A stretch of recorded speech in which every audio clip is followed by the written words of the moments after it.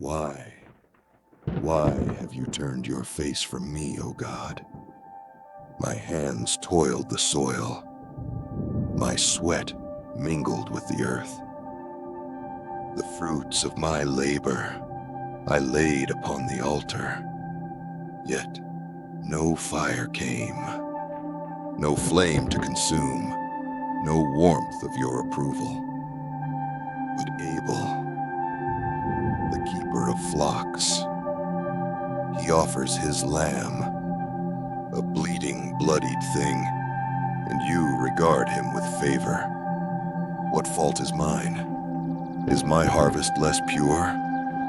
Or is it that you favor him? Always him. Day after day, I watch the light in your eyes shine upon him, while shadows gather over me. Bitterness festers. A serpent coils in my chest, whispering, hissing. He is the obstacle. Remove him, and the light may yet find you. Shall I remain beneath this burden, or shall I rise and act?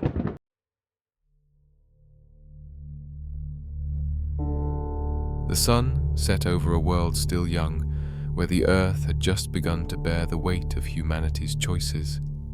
In this untamed land, where the echoes of Eden still lingered, two brothers, Cain and Abel, stood at the crossroads of love and envy, worship and rebellion, life and death. This is their story, a tale of offerings, betrayal, and consequences that shaped the destiny of humankind. The two brothers were as different as day and night. Cain, the elder, was a man of the soil. His hands were calloused from tilling the earth, his brow perpetually furrowed as he wrestled with the land's resistance. Abel, the younger, was a shepherd. His days were spent among his flock, under open skies, his heart tuned to the quiet rhythms of nature. When the time came to offer sacrifices to the Lord, their hearts revealed their differences. Cain brought forth an offering from the fruits of the ground, wheat, barley, and ripened figs. Yet beneath his gift lay a shadow of resentment, an offering given out of duty, not devotion. Abel, however, brought the firstborn of his flock, the finest lambs with unblemished coats. His heart burned with gratitude, his offering a song of faith and reverence. As the smoke of their sacrifices rose to the heavens, the Lord's favor fell upon Abel's offering, but not Cain's.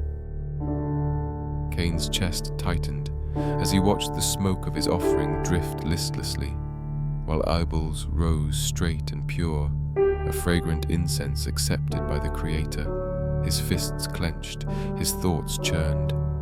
Why Abel? Why not me? The voice of envy whispered, feeding the fire in his soul.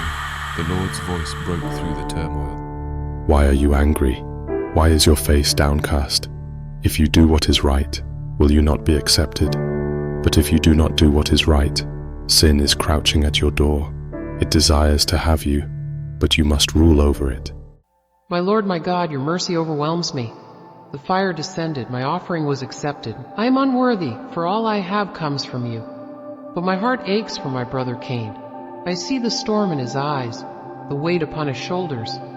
He speaks little, but his silence is a tempest.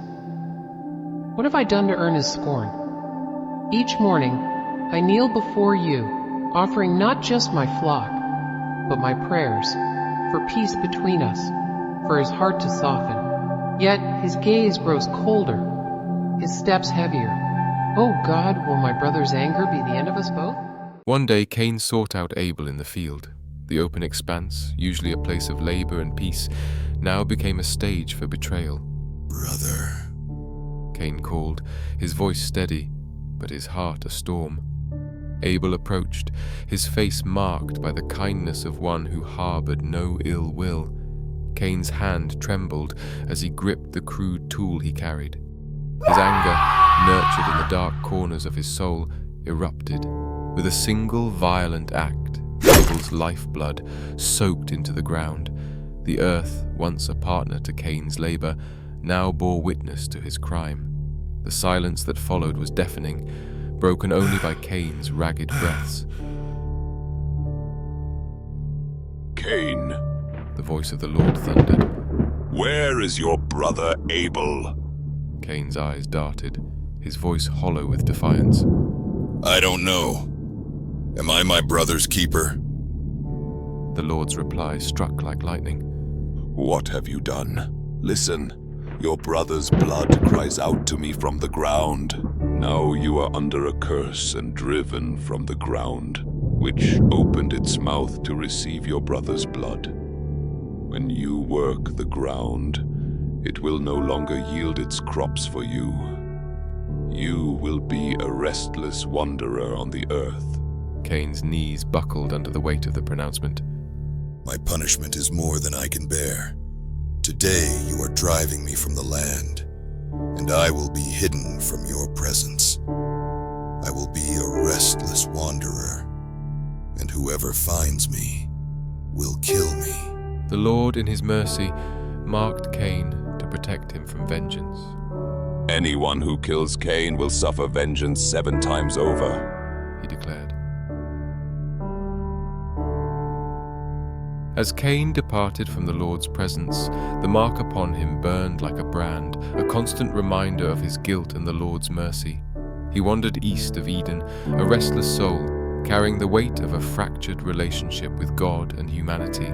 The ground, once a source of life, now resisted him. The land bore scars of blood, and Cain's legacy became one of exile and sorrow. Yet even in judgment, there was grace, a thread of hope that one day, redemption might mend the rift between Creator and creation. This is not just Cain's story, it is ours. The tale of envy, sin, and mercy echoes through the ages, calling us to examine our own hearts. Will we choose humility and faith like Abel, or let bitterness and pride lead us astray like Cain? Reflect on this ancient truth and share your thoughts in the comments. Don't forget to like, subscribe, and join us for more timeless stories that shape our lives today. It is done. The silence is loud. The earth drinks his blood. My hands, they tremble. This is not how I thought it would feel. No peace comes. No light returns to me.